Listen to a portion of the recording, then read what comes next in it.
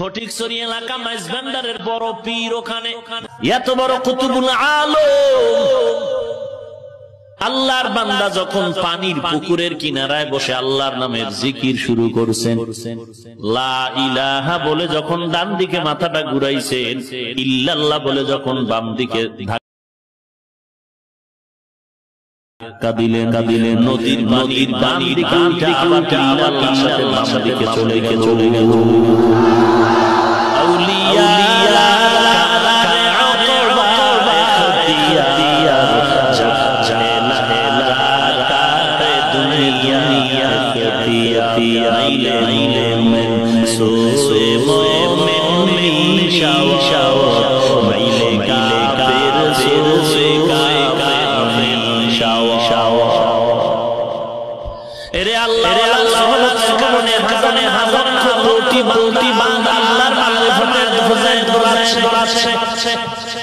যারা বিরোধিতা করে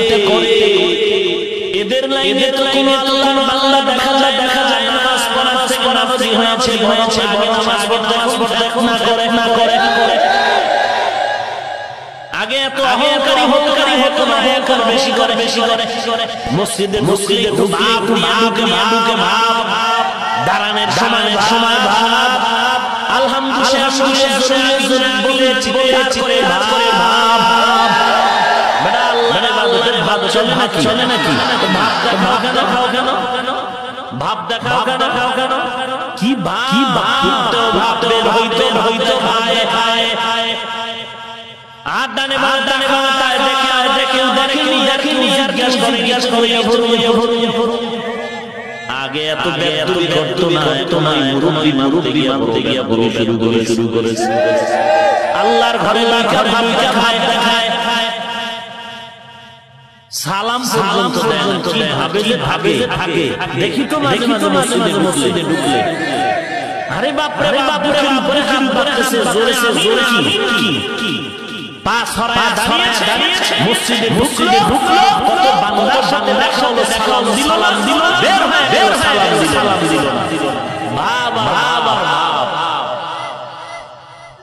এরা নবীর বড় পাগল আর আমগো কয় মুশরিক। কেন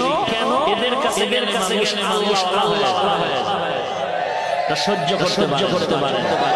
সহ্য করতে দোষ পায় না, নারী চলন বাঁকা কেমনে করবে লাঠি ভেঙে যায়, কোনো দিক পার পায় না, শেষ পর্যন্ত ইল্লাল্লাহ শিরিক ইল্লাল্লাহ দিয়া দাও আর কি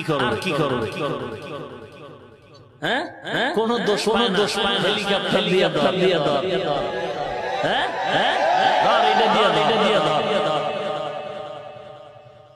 চিন্তা করে ব্যঙ্গ করে যে বলে এত বড় লাগায়া কথা বলা ভঙ্গিমা সবগুলো থাকবে শালীনতার সাথে,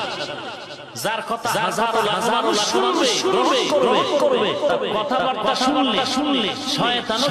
বেশকি দেয়। এত ব্যঙ্গ করে বাঁকা করে কথা বলে না, পাগলামি করতেছে। একটা ইলমের ওজন থাকা দরকার, ওজন থাকা দরকার। প্রত্যেকটা ব্যক্তির যোগ্যতার ওজনে কথা বলা উচিত।